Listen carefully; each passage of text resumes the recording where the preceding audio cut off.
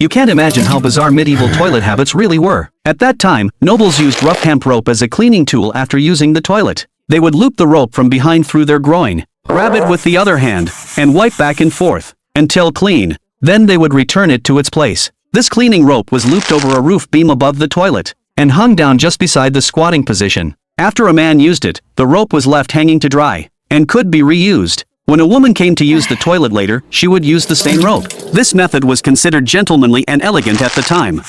Later, people modified toilet design. These toilets were often built as protruding sections high on castle walls, so waste would plummet directly into a designated trench outside the castle.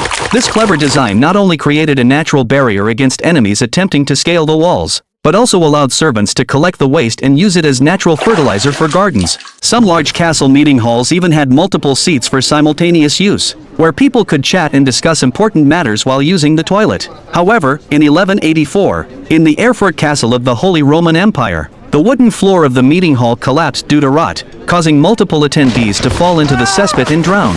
Moreover, because the toilet chute and seat were connected, some deranged assassins would specifically wait for the king to be using the toilet, climb up the chute, and thrust a spear upward.